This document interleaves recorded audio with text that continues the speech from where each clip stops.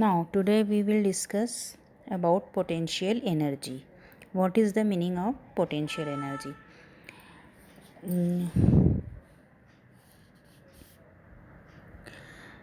Potential energy को समझने के लिए हम कुछ पहले एग्जांपल देखते हैं कि हम एक रबर बैंड लिया हमने और रबर बैंड को हमने अपने दोनों हाथों में होल्ड किया और उसको प्रेशर दिया ये और उस पर एनर्जी लगाई, उसको पुल किया, उसको खींचा, तो उसकी वजह से क्या हुआ कि बैंड स्ट्रेच हो गया। ओके, सेम एज हमने स्प्रिंग के साथ किया कि हमने एक स्प्रिंग लिया और उसको अपने दोनों हाथों से होल्ड किया, उसको स्ट्रेच किया और फिर उसको वापस छोड़ दिया। तो क्या हुआ, वो फिर से अपनी जो ओरिजिनल कंडीशन में थे वहाँ पर वो पहुँच गए। यानी हमारी हाथों से एनर्जी का ट्रांसफ़र उस रबर पे हुआ जब वो स्ट्रेच हुआ, या वो स्प्रिंग पर हुआ जब वो स्ट्रेच हुआ, और बाद में वो अपने ओरिजिनल जगह पर फिर से पहुँच गए ना। सेम एज हम एक और एग्जांपल लेते हैं कि आपने छोटे बच्चों का वो टॉयज़ देखे होंगे जिनमें कि चाबी लगी हुई होती है ना। तो हम वो जब वो चाबी होती है उसको हम चाबी को 2-3 बार घुमा देते हैं और उस टॉय को फ्लोर पर छोड़ देते हैं, तो वो टॉय अपने आप से मूव होने लगता है। और जब उस चाबी वापस नॉर्मल हो जाती है तो वो टॉय की वर्किंग रुक जाती है, यानी वो स्टॉप हो जाता है। तो क्या मीनिंग हुआ कि जो पोटेंशियल एनर्जी होती है वो उसमें स्टोर होती है।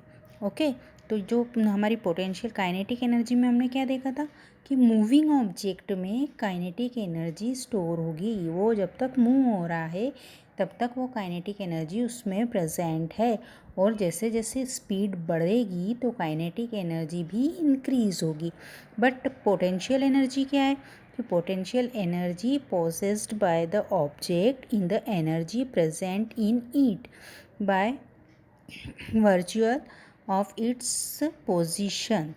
यानी वो वर्क करने के बाद में अपनी नॉर्मल पोजीशन में आएगा तब तक उसमें वो पोटेंशियल एनर्जी स्टोर रहेगी।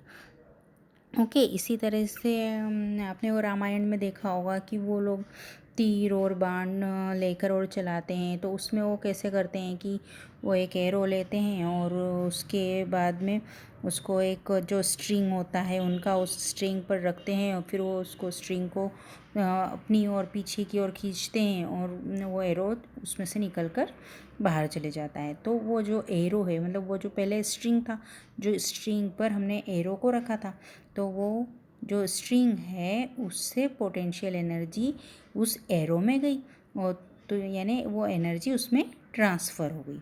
ओके, तो इसमें हमने क्या देखा कि इसमें जो हमारी पोटेंशियल एनर्जी है उसका स्पीड से या वेलोसिटी से कोई भी लेना देना नहीं है। इस पोटेंशियल एनर्जी उस पर्टिकुलर ऑब्जेक्ट में जो कि कंटिन्यूसली स्टोर्ड है उसी पर डिपेंड करता है। उसका न स्पीड से कोई लेना देना है न वेलोसिटी से। Okay, now the next topic is rate of doing work. क्या हम सभी वर्क सेम रेट से करते हैं, यानी हम हर काम पर एक सिमिलर एनर्जी का यूज़ करते हैं, या कोई काम में हमें अधिक एनर्जी लग रही है, किसी में हमें कम लग रही है, किसी में लग ही नहीं रही है।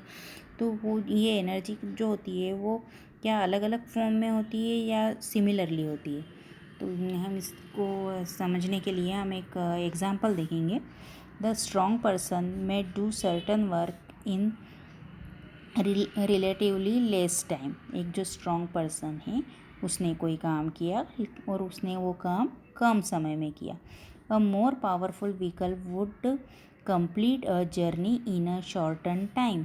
एक पावरफुल व्हीकल है just like a bus. Okay, अब यहाँ से सपोज़ आपको इंदौर से उज्जैन जाना है।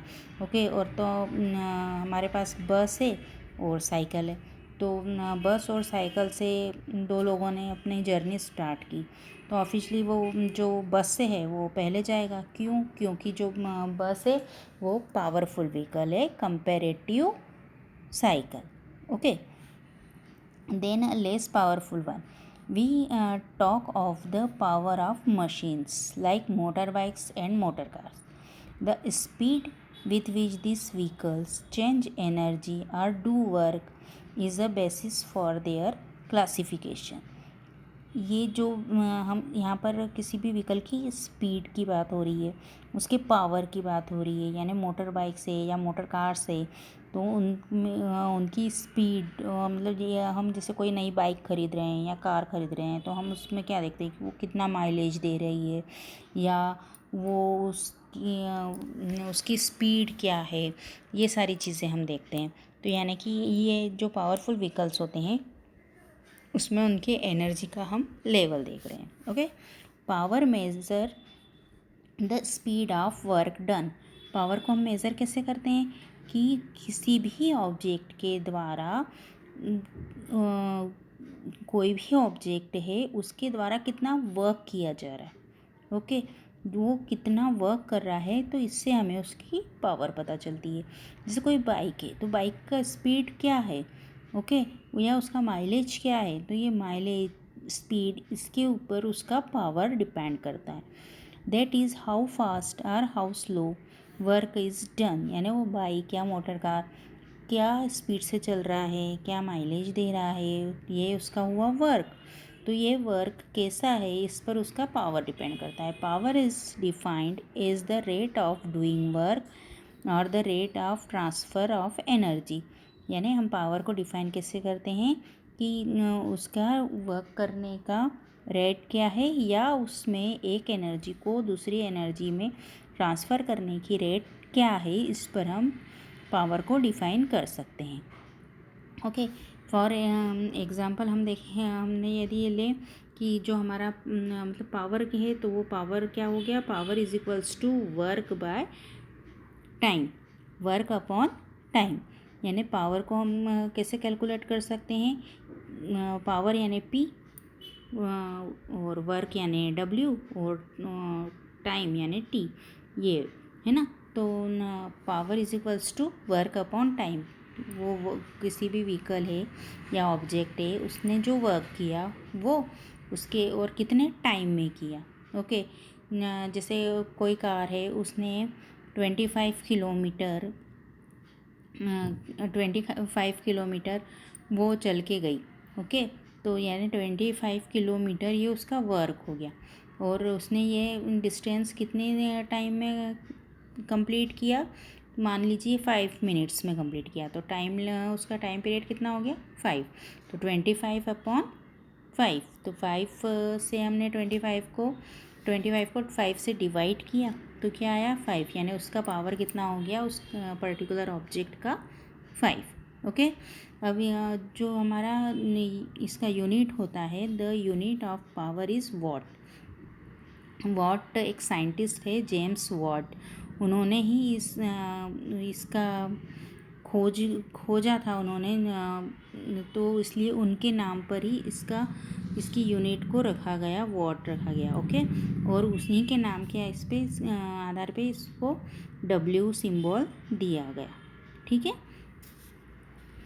तो 1 किलोवाट इज इक्वल्स टू कितना होता है 1000 वाट्स।